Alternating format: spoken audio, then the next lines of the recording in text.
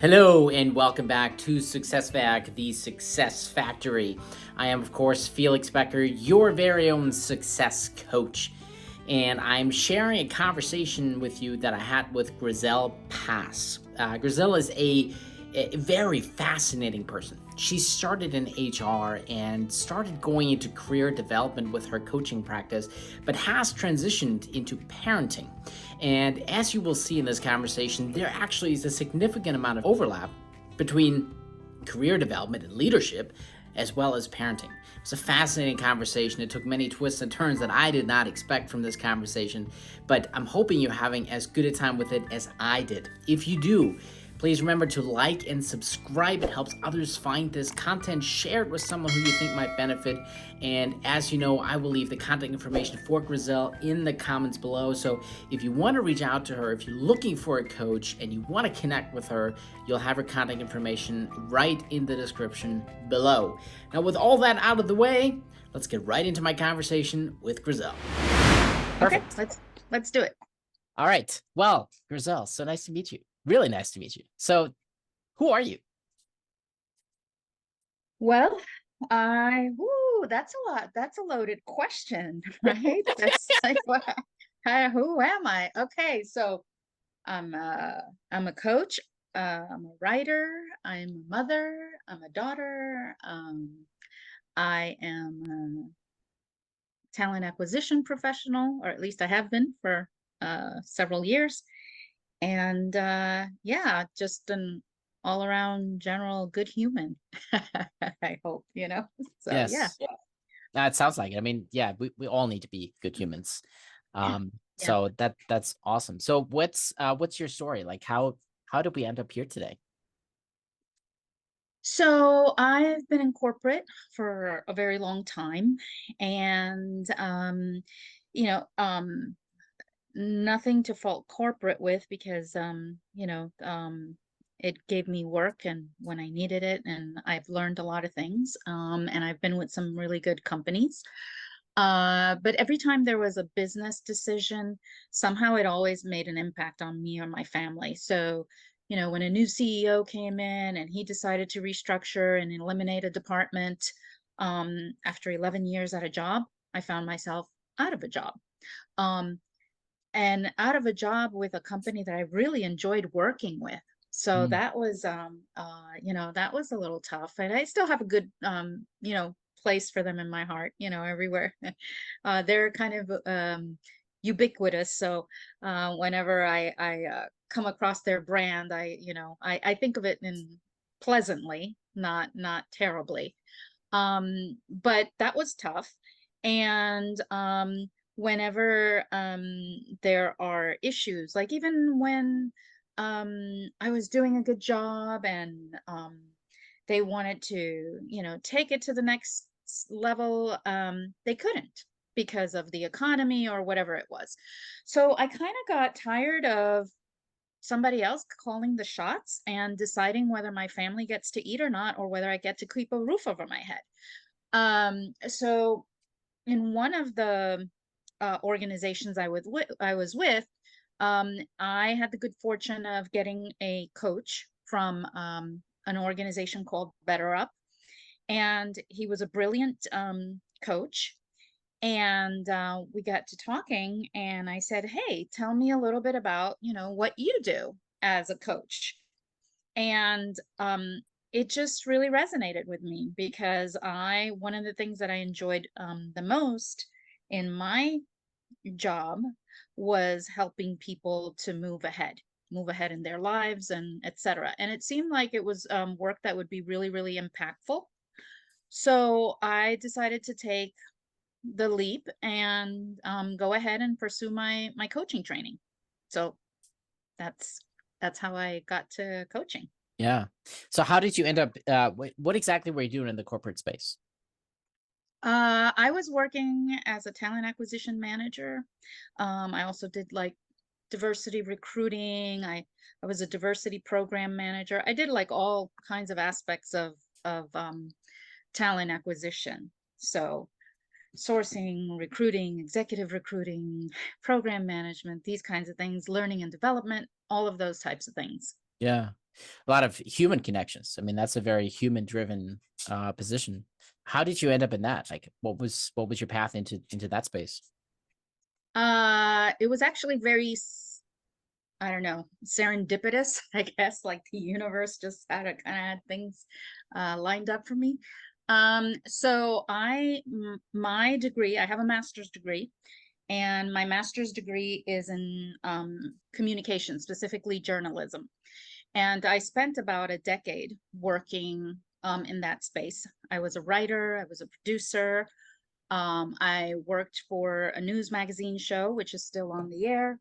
And I did really good work there. I was actually nominated for an Emmy, and I really enjoyed that work. And the other side of that is that I sat there and I said, so let me get this straight. You have a master's degree, you speak 5 languages, you're Emmy nominated, but you're working an overnight shift from, 10 at night till 6 in the morning. You barely have a day and a half off in the middle of the week, Wednesday through Thursday, and you're not making any more than $40,000 a year. Plus, your outlook for, going the next step is kind of grim because it's all about who you know and what you're willing to compromise on in order to get to where you want to go to the next step. And I just had a very difficult time with that. I was asked to pretty much compromise my values, and it was just, for me, it just wasn't what I could do. Yeah. And so at that point, there's not much call in corporate for a writer or a producer, right? So I took on a job with a temp company, and they asked me to help a gentleman who was opening up an SAP consulting company in Atlanta, where I lived at the time. And they needed me to do everything. So I did everything, from bringing in the furniture into the building, hiring people, setting up their benefits programs, everything. I did everything from scratch. And so there was a gentleman there who wanted to continue to work with this SAP consulting company. And he said to me, I have this job offer with a recruiting company, but I would rather stay here. So how would you feel if I introduced you to this person on the recruiting side? And what would you be open to that? He's looking for someone who speaks Spanish and Portuguese, and you've got that. So I said, sure, I'm open to that. Had a conversation with him, and then just started down the path of going into recruiting and talent acquisition. Gotcha. So it's almost like just a fortuitous. It just you cross paths with the right person at the right time. It wasn't something you were really like chasing after. No, but it seemed like it was somewhere where I could use my abilities. So I have, my language skills was a thing. I have an undergraduate degree in Latin American affairs. That was the market that I was going to be working with. I really enjoy talking to people. So that was what the job was, pretty much just picking up the phone and calling people, which I absolutely have no problem with. So I was like, okay, let's do it. It just seemed to kind of match with my skills. Yeah, no, it definitely sounds like that. So that's the company you were with for 11 years then? No, that was a small company, and it was eventually sold to one of the big 4 consulting companies. Oh, I gotcha. Gotcha. Mhm. So how long were you in that talent acquisition space then? Oh, I would say probably about 20 years or so. Okay. Yeah, So you have a lot of experience in that. So I what's do. Yeah. yeah, Mhm. so what do people need to know about talent acquisition? Like what are you looking for? Like what are your red flags and what are your green flags when looking at people? Um, well, um, I think people need to know that when they apply to jobs, that's just like ground zero. That's like just the basics, right? Yes, go ahead and apply. Always apply to the jobs just because, um, you need to get your resume into an applicant tracking system so a recruiter can go ahead and, see your resume. And if they like it, it's already in the system. It makes it easier for them to process, your resume and send it to the hiring manager and things like that, right? Hmm. So that's important to do. But it all will depend on what obviously what specifically it is, right? So if you're looking for a software engineer, it's not going to be the same as, you're looking for somebody who is experienced in machine learning or somebody who's like in marketing, right? There's going to be different qualifications. So you're going to look for that. But most of the times recruiters look for keywords in the resume. They kind of scan the resume to see if that person has those things. And if they do, then they take the time to read the resume, because on this end, people often say, I don't understand why it takes so long to get an answer. I think that depends on the professionalism of the recruiter.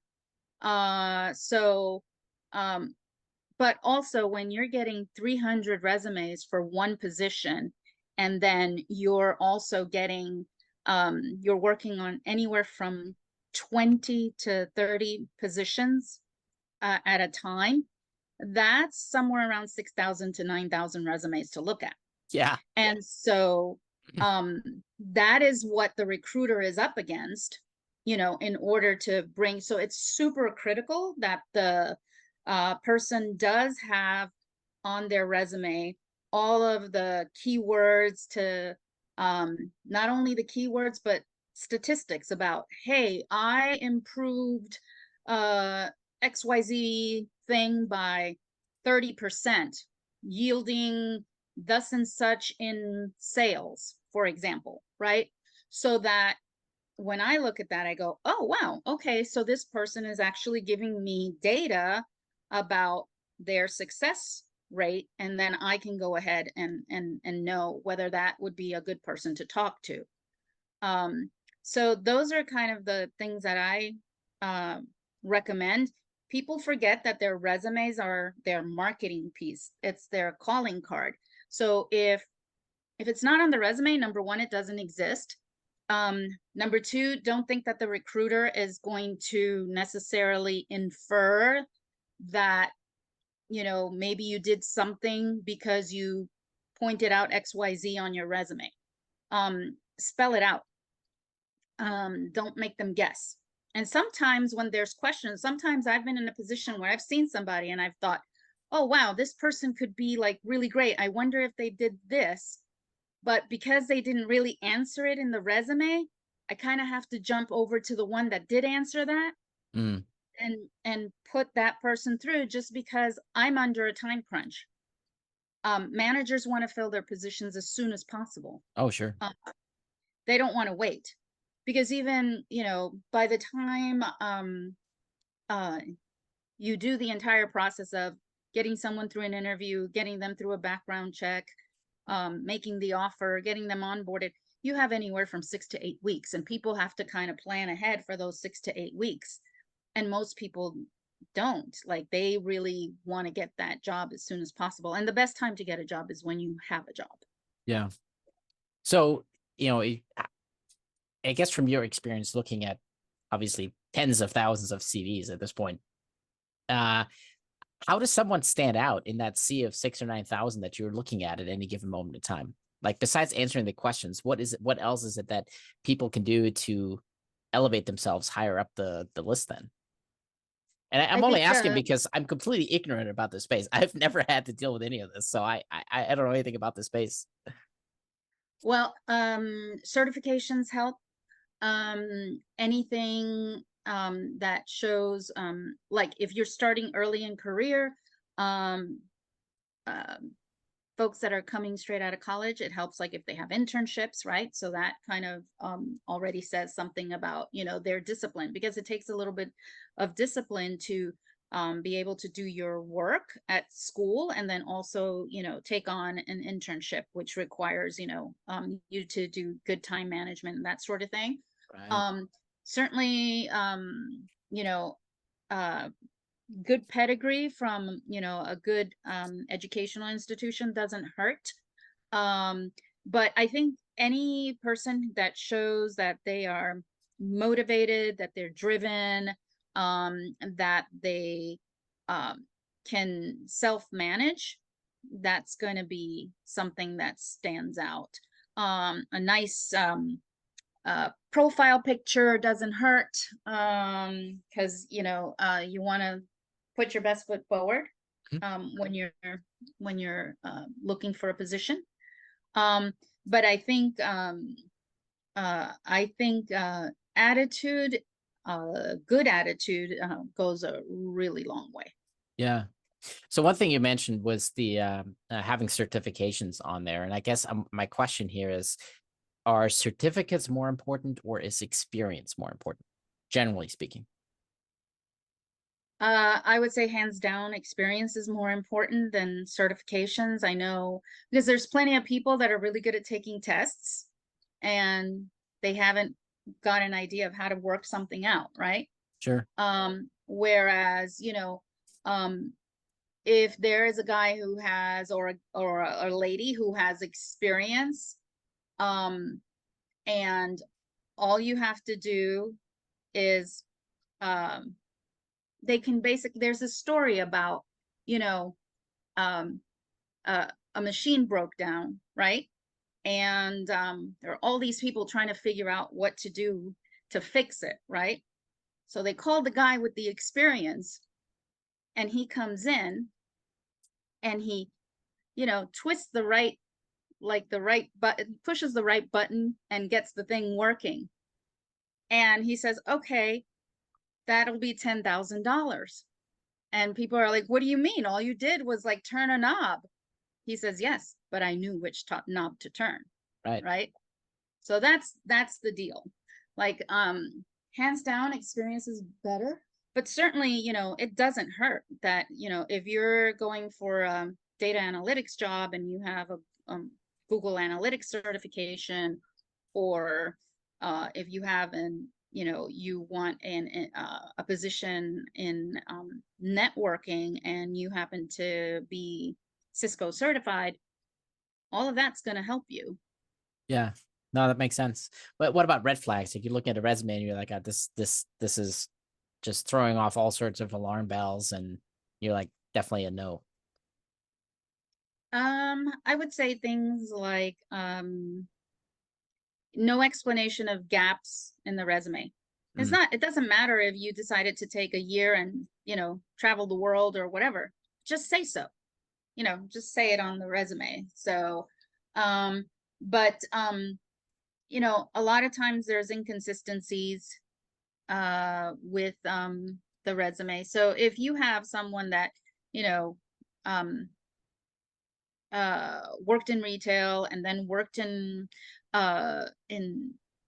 just different areas, it's kind of confusing because you're like, so what do you do? Are yeah. you Okay. in marketing? Are you in retail? Are you in the automotive industry? Like, what? Because it's kind of like a moving target, so you don't really know how applicable the experience is. That doesn't mean that there aren't people who can move from industry to industry and be successful. They can, but I think you have to know how to, make those skills kind of match up. So, No, I think that makes total sense. I mean, one of the things that I'm trying to do in my coaching practice is aligning people with a goal, right? And just cutting out all the fluff, all this stuff that doesn't get you closer to your goal. And I think that's exactly what you're describing too, is if you want a job, you have to make sure that everything you're doing for a given job is aligned with the skills required for that job. right. So speaking of coaching, knowing all of that, I mean, that's a wealth of information that you have on talent acquisition and human experience. Mhm. Where does coaching come in? How did that happen? Well, I one of the things, like I said, that I really enjoy, with talent acquisition is helping people move ahead in their lives. And I um, I decided that I could do more and make more of an impact through coaching. Because oftentimes it's not about, do you have the skills or don't you have the skills? It's about what limiting self-beliefs are holding you back. And they can be in a variety of things. I started off my niche in career coaching, Mhm. which it was kind of like a normal, outcome. I still do that. However, I have moved into more of parenting, which is helping parents deal with emotional wounds so that they can help raise healthier children. So basically, heal the parent and you empower the child. I love So that. I love that a yeah, lot. I really feel like that's something really connected to my values. My values are um truth, love, and freedom. And it pains me to see people in situations or circumstances that really drag them down and that really take away from the quality of their lives, the quality of their lives of their families. And so I wanted to be part of the answer, not part of the problem, right? So that's where the coaching has come in. Yeah, yeah, that's amazing. I mean, I totally agree with you that healing the parent can empower the child. Just even from my own experience being raised by some of these people. So, um, what was you tell I'll me tell you. how much you're willing to share, but like I could see the career coaching coming from your history. I could see that being a pretty easy transition, but then going into parenting is a very different space. Mhm. Similar skills, different space. So what made that transition for you? Well, first of all, I'm a human and I'm a mother and I've been a child, right? So I've had those experiences. I actually recently I went to the Miami Book Fair and I saw Henry Winkler was one of the speakers. And he currently has a show on HBO Max called Barry. And a lot of older generational folks know him as the Fonz on Happy Days, and other people know him from being the coach on the movie The Water Boy with Adam Sandler. And when he was talking, he mentioned that he's 79 now, and he mentioned that when he was going for becoming an actor, and he does have fantastic pedigree. He went to Emerson and he went to Yale for his training. So um, really, a really great background in terms of his formation in that field. Um, but he recalled that his parents never really supported him. And he mentioned that 9 years ago, he started therapy. And I thought, wow, here is a gentleman who's 79 years old, but he is still like just scarred like by that experience as a child, right? And so to me, that was in a way a confirmation that I'm on the right path. Because I think there's a lot of people that are wounded that don't kind of deal with that.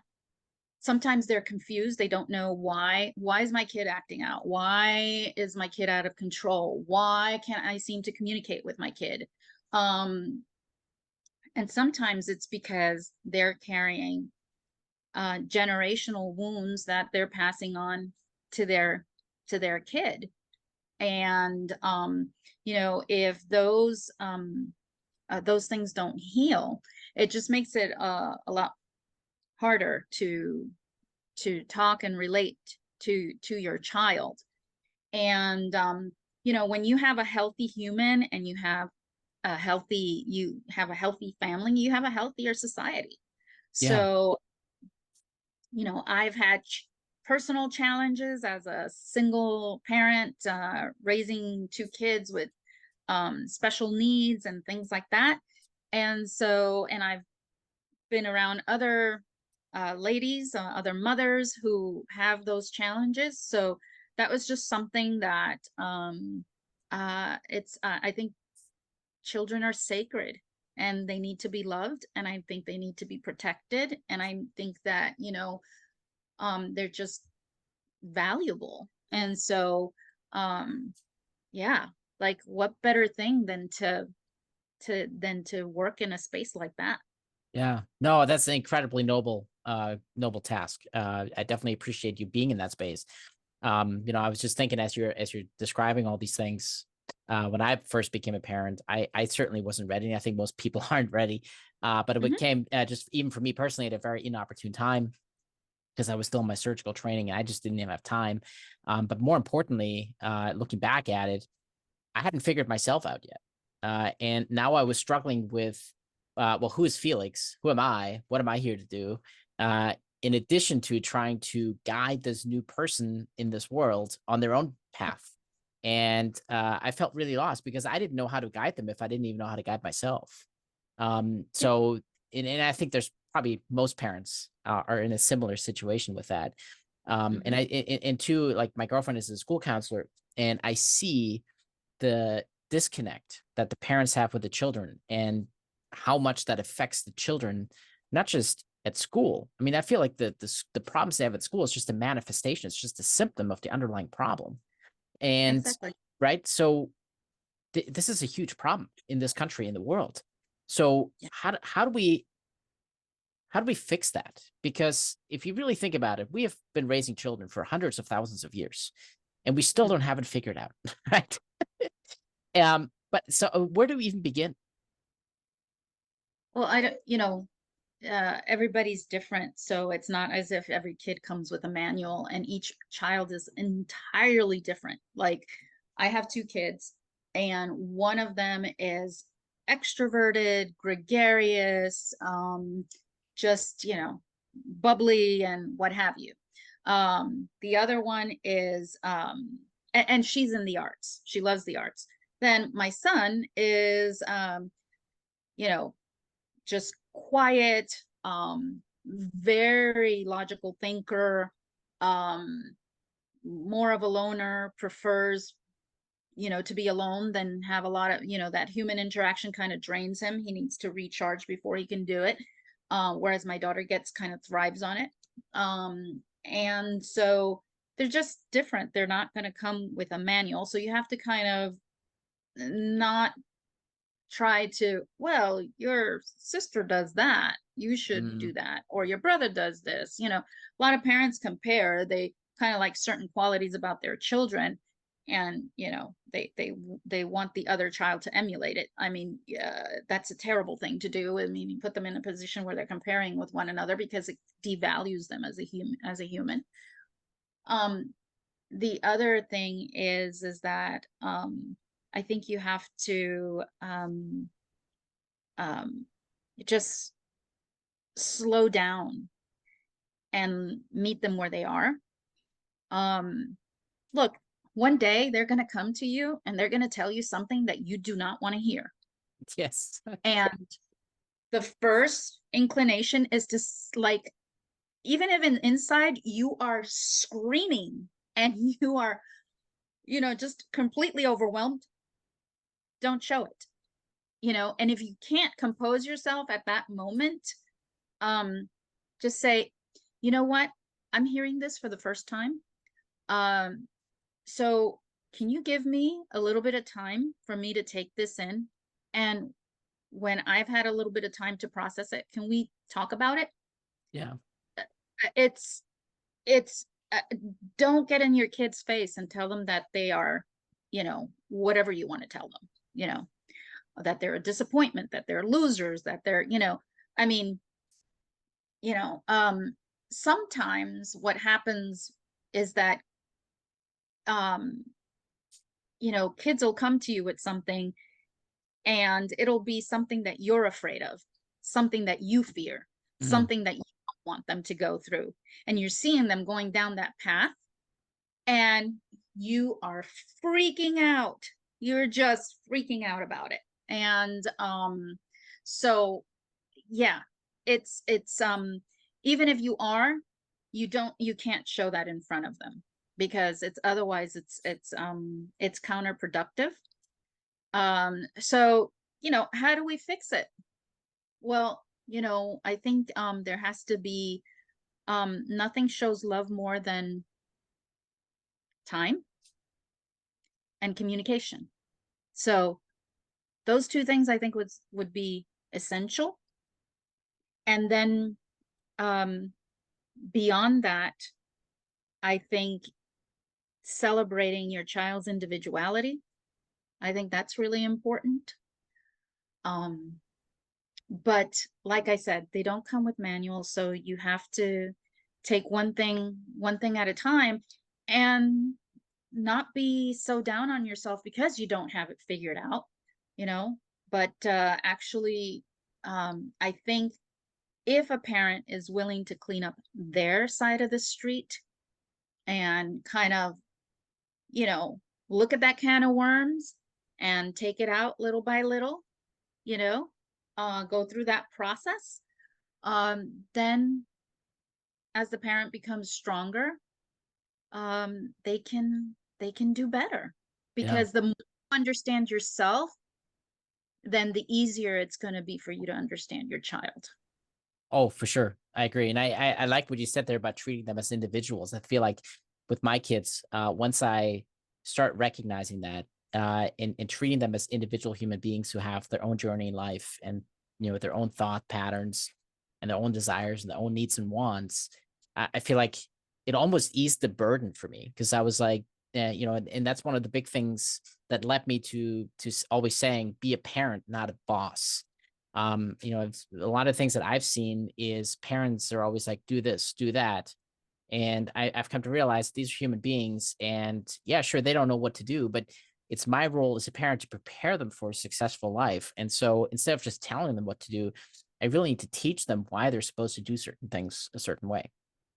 And that's the same way I would approach another adult, right? I wouldn't tell another adult, do this, do that, brush your teeth now, brush your hair, right? I would say, well, the reason I brush my teeth and the reason you should brush your teeth is because it's for good dental health. I don't like going to the dentist. I don't like to have cavities. I don't like a drill in my mouth, right?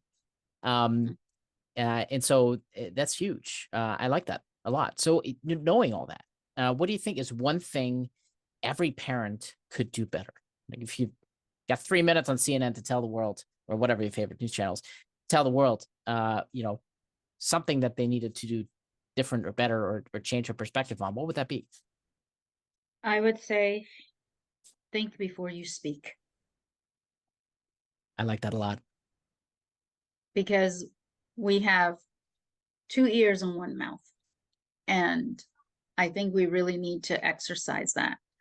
Um, People want to be seen, they want to be understood, they want to be heard. Yes. So how do you do that? How do you help another human feel like they're being seen, understood, and heard?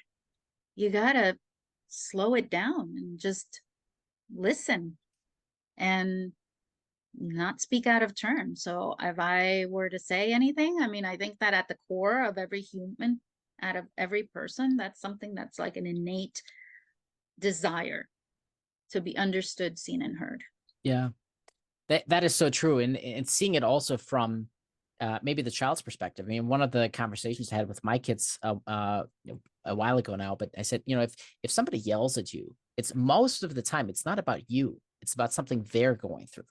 It's just that outward manifestation, and you're an easy target, but it's not about you. So I don't want you to feel bad when people yell at you.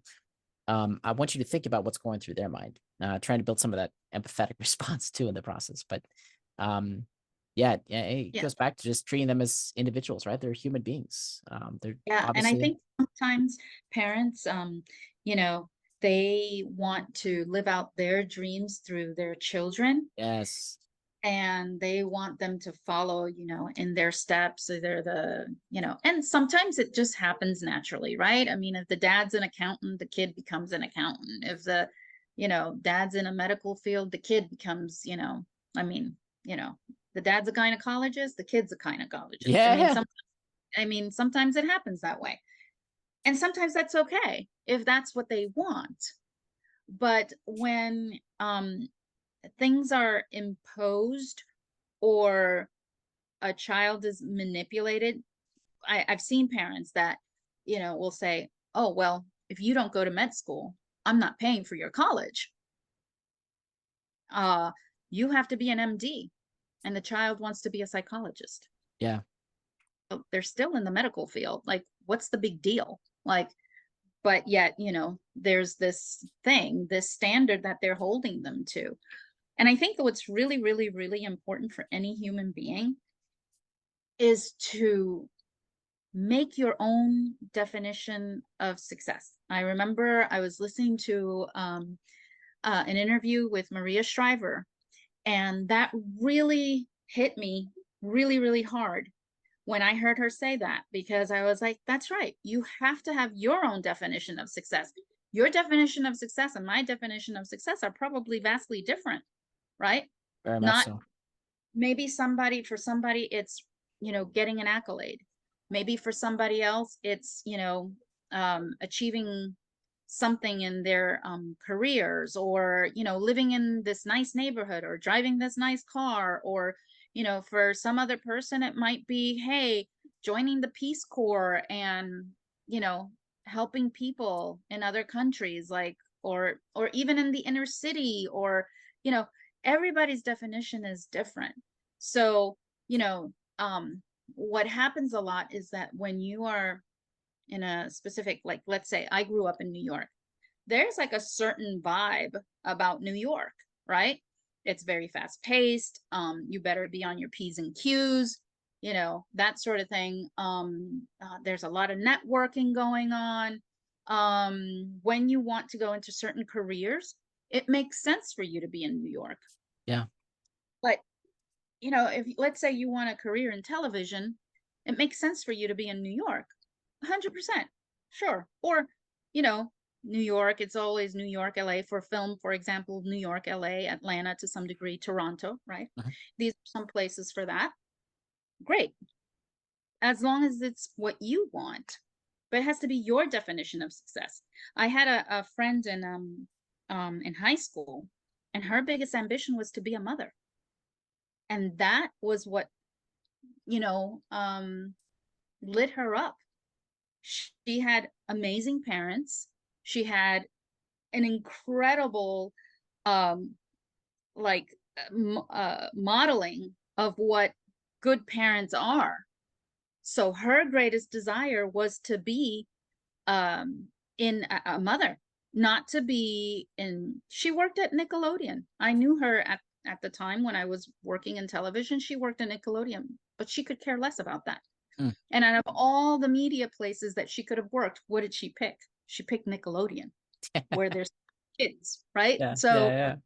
it's sort of like, so each person, to define your success by what somebody else, it's like you're doing yourself a disservice. So it's really super important to define what that is for you.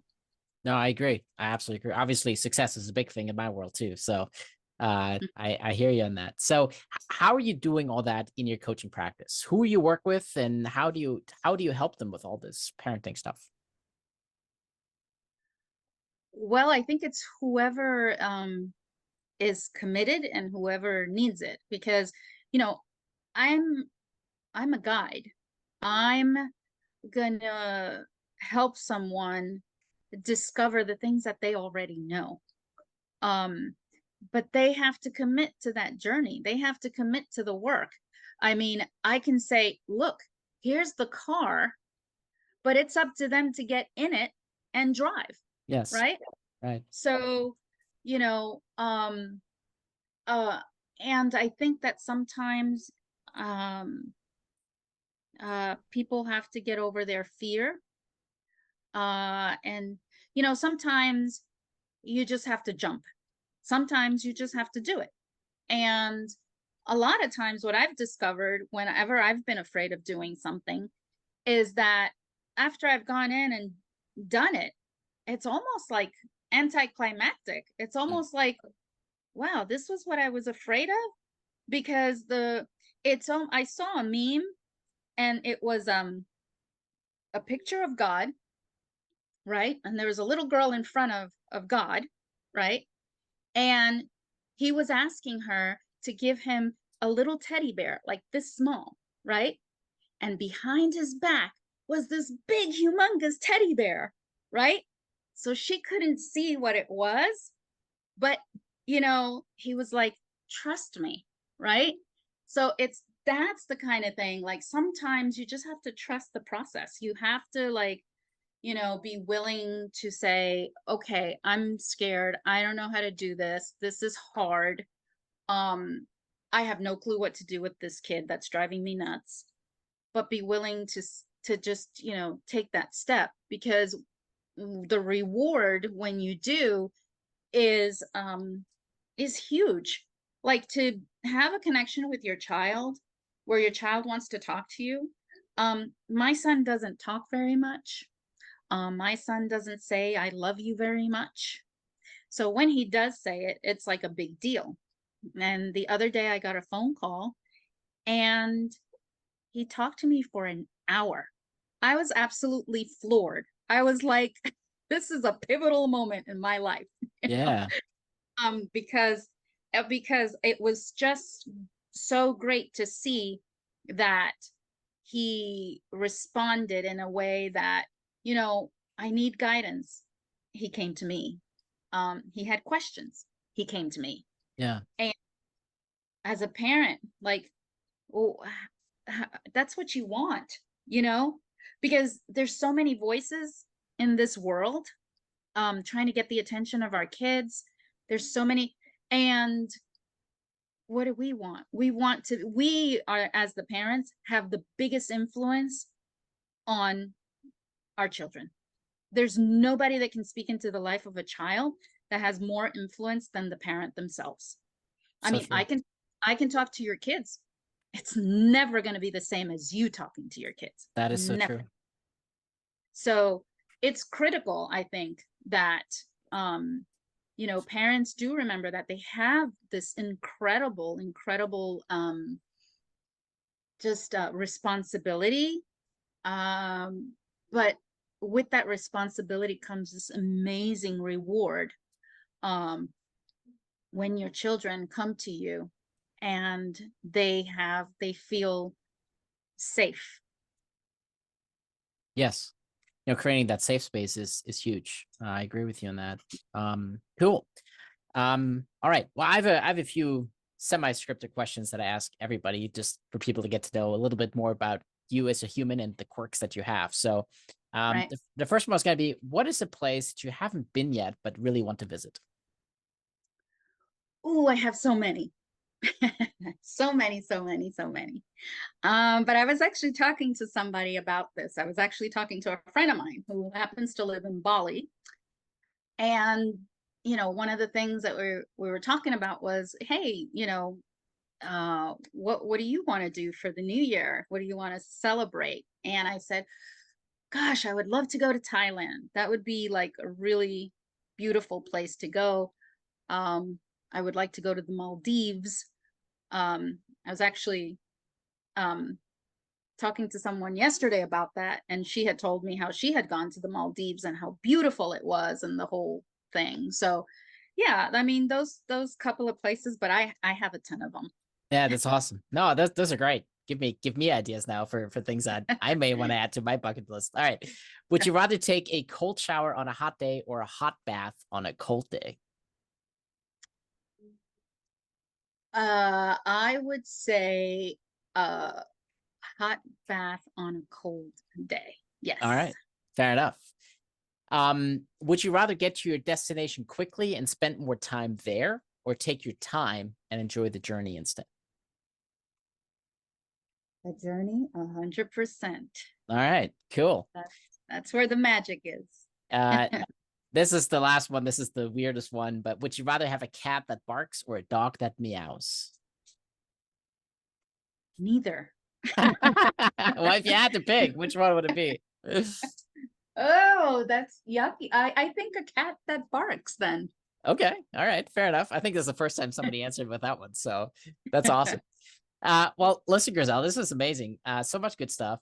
Where can people find you? Who should reach out to you? And anything else you want to say?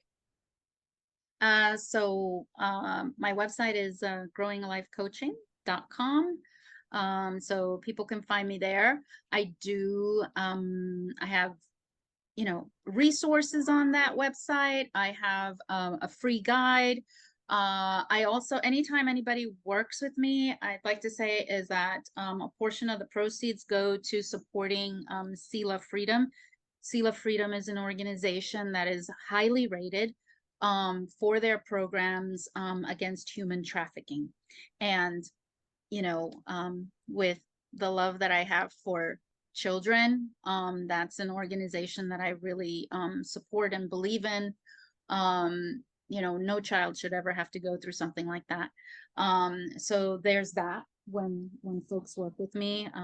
There's also a social cause there. And and there's a little section, a little tab there that talks about my writing.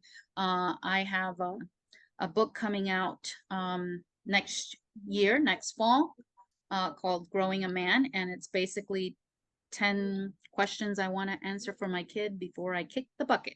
So things like, what's my purpose? What does it mean to be a man? How do you know she's Mrs. Right? Those kinds of things. So yeah, growingalifecoaching.com. That's awesome. I'll be sure to leave all the links and contact information in the description for everybody to come find you as necessary. So thank you. This was awesome. All right. Thanks, Felix. Thanks for the invite.